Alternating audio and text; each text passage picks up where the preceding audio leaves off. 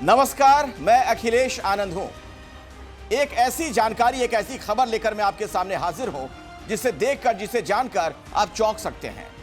दुनिया का सबसे ताकतवर मुल्क माना जाता है अमेरिका, लेकिन आप जानकर दंग हो जाएंगे कि पूरी दुनिया में उसकी साख बहुत तेजी के साथ नीचे गिर रही है। और उसका नमूना है जो पासपोर्ट की रैंकिंग जारी की गई है, उसमें उसका टॉप 10 से बाहर हो जाना। दरअसल किसी भी देश का जो पासपोर्ट होता है उसकी एक साख होती है।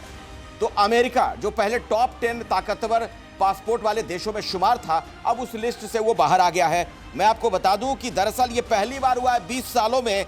सिंगापुर पहले नंबर पर है और भारत की रैंकिंग में सुधार हुआ है। इससे आप समझ सकते हैं कि भारत का जो कद है, जो उस भारत की साख है, वो पूरी दुनिया में बढ़ी है। 8 रैंक ऊपर चला गया है भारत के पासपोर्ट की जो साख है। और अमेरिका पहली बार ऐसा हुआ है कि टॉप 10 से बाहर 20 सालों में चला गया है। मैं आपको बता दूं, जो जानकारी मुझे मिल रही है, दरअसल हेनली पासपोर्ट इंडेक्स 2025 का यह आंकड़ा है जो मैं पढ़कर आपको बता रहा हूं। 20 साल में ऐसा पहली बार हुआ। अब अमेरिकी पासपोर्ट 12वें नंबर पर है, यानी टॉप 10 से बाहर है। मलेशिया के बराबर आ पहुंचा है। दरअसल अमेरिका की जो नीतियां पिछले दिनों में देखने को मिली हैं, कई सारी ऐसी नीतियां, ऊटपटांग नीतियां आप कह सकते हैं, जिसकी वजह से अब वहां की जो पॉलिसी है वो सवालों के घेरे में है।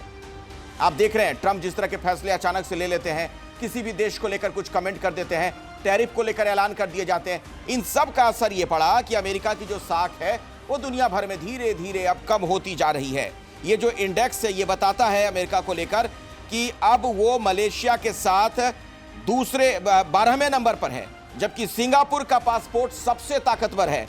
ये जो रैंकिंग है, मेरे हाथ में पूरी लिस्ट है, वो मैं आपको पढ़कर बता रहा हूं कि जो सिंगापुर का पासपोर्ट है वो सिंगापुर के लोगों को 193 देशों में वीजा फ्री एंट्री देता है। आप समझिए ये पासपोर्ट किस कदर मजबूत है। और भारत का पासपोर्ट जो है अब 77वें पायदान पर आ चुका है। ये रैंकिंग में 2025 के पहले क्वार्टर के मुकाबले 8 पायदान का सुधार है भारत के लिए। तो ये पॉजिटिव न्यूज़, अच्छी खबर हम हिंदुस्तानियों के लिए है। और ये जो टॉप 10 देश हैं जिनके पासपोर्ट सबसे मजबूत माने जा रहे हैं अभी, उसके बारे में आपको बता दूं, सिंगापुर नंबर 1 है, टॉप पर है।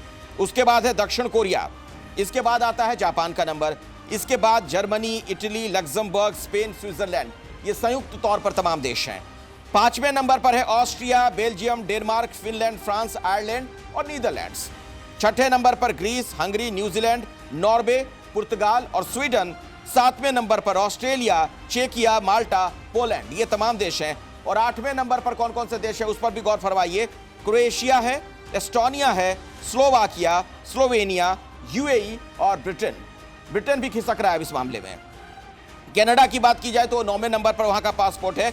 और 10वें नंबर पर लातविया है, लिंकेटेस्टीन है।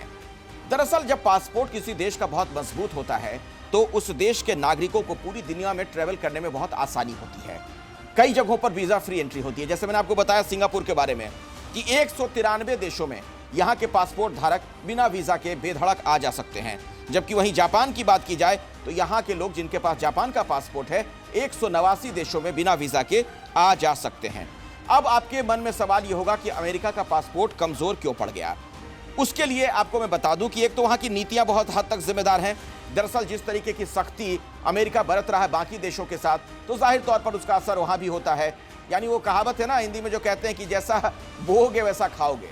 तो अमेरिका की जो पॉलिसीज हैं अब एक तरीके से उसे खुद भी नुकसान पहुंचा रही हैं और हो सकता है उसके दूरगामी परिणाम और भी खतरनाक हो।